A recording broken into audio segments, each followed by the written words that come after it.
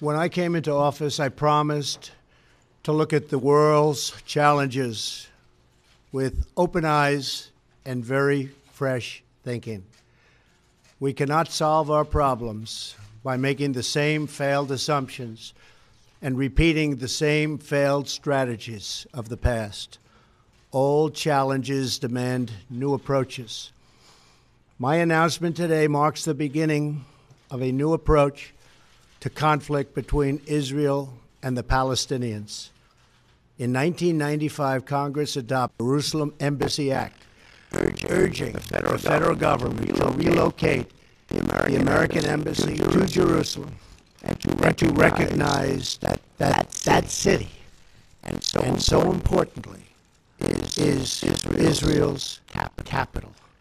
This act passed Congress by an overwhelming bipartisan majority and was reaffirmed by a unanimous vote of the Senate only 6 months ago. Yet for over 20 years, every previous American president has exercised the law's waiver, refusing to move the U.S. Embassy to Jerusalem or to recognize Jerusalem as Israel's capital city. Presidents issued these waivers under the belief that delaying the recognition of Jerusalem would advance the cause of peace. Some say they lacked courage, but they made their best judgment based on facts as they understood them at the time. Nevertheless, the record is in. After more than 2 decades of waivers, we are no closer to a lasting peace agreement between Israel and the Palestinians. It would be folly to assume that repeating the exact same formula would now produce a different or better result. Therefore, I have determined that it is time to officially recognize Jerusalem as the capital of Israel. While previous presidents have made this a major campaign promise, they failed to deliver. Today, I am delivering. I've judged this course of action to be in the best interests of the United States of America and the pursuit of peace between Israel and the Palestinians. This is a long overdue step to advance the peace process and to work towards a lasting agreement.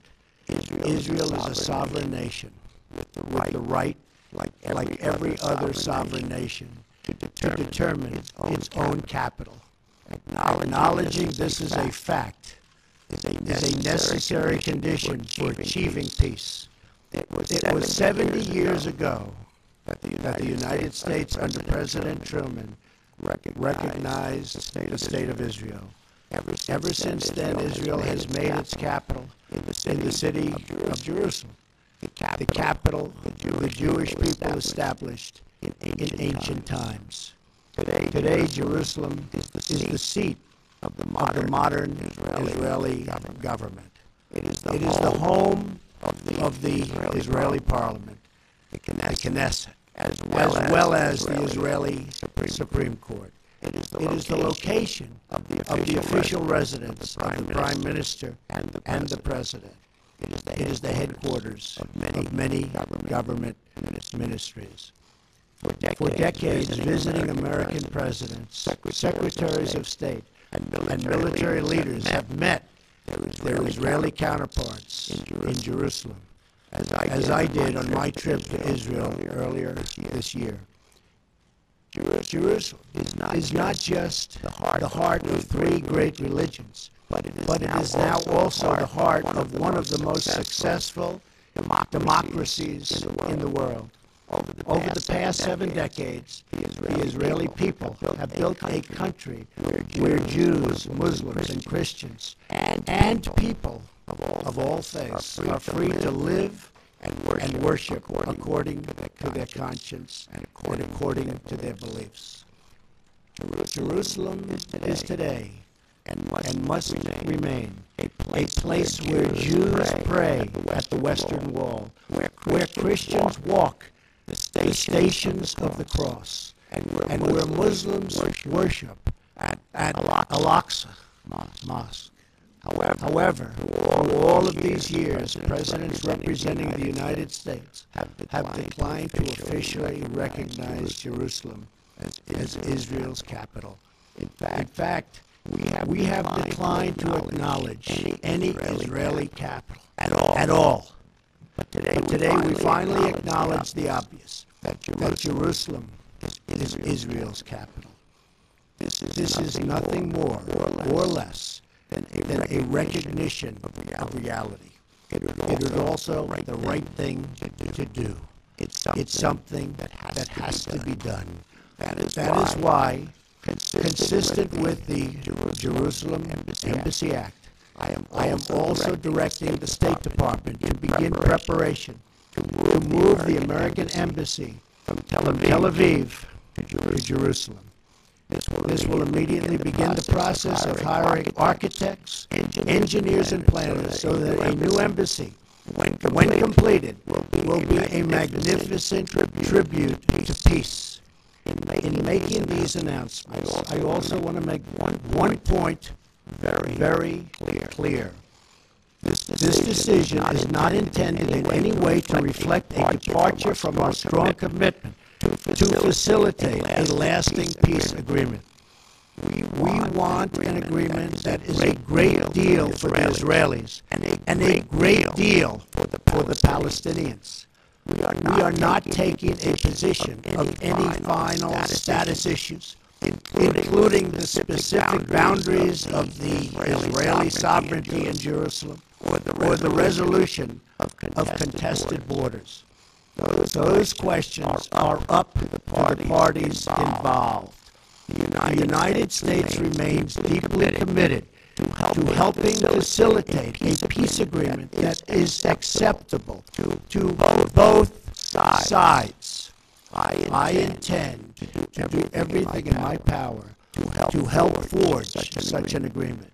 Without question, Jerusalem is one of the most sensitive issues in those talks. The United States would support a two-state solution if agreed to by both sides. In the meantime, I call on all parties to maintain the status quo at Jerusalem's holy sites, including the Temple Mount, also known as Haram al-Sharif.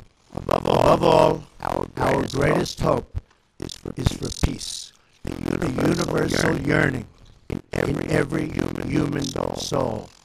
With today's action, I reaffirm my administration's long-standing commitment to a future of peace and security for the region. There will, of course, be disagreement and dissent regarding this announcement. But we are confident that ultimately, as we work through these disagreements, we will arrive at a peace and a place far greater in understanding and cooperation. This sacred city should call forth the best in humanity, lifting our sights to what is possible, not pulling us back and down to the old fights that have become so totally predictable. Peace is never beyond the grasp of those willing to reach it. So today we call for calm, for moderation, and for the voices of tolerance to prevail over the purveyors of hate. Our children should inherit our love, not our conflicts. I repeat, the message I delivered at the historic and extraordinary summit in Saudi Arabia earlier this year. The Middle East is a region rich with culture, spirit, and history. Its people are brilliant, proud, and diverse, vibrant, and strong. But the incredible future awaiting this region is held at bay by bloodshed, ignorance, and terror.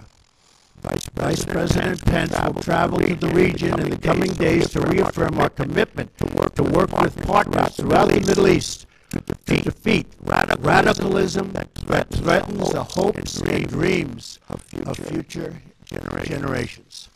It is time for the many who desire peace to expel the extremists from their midst. It is time for all civilized nations and people to respond to disagreement with reasoned debate, not violence. And it is time for young and moderate voices all across the Middle East to claim for themselves a bright and beautiful future. So today, let us rededicate ourselves to a path of mutual understanding and respect.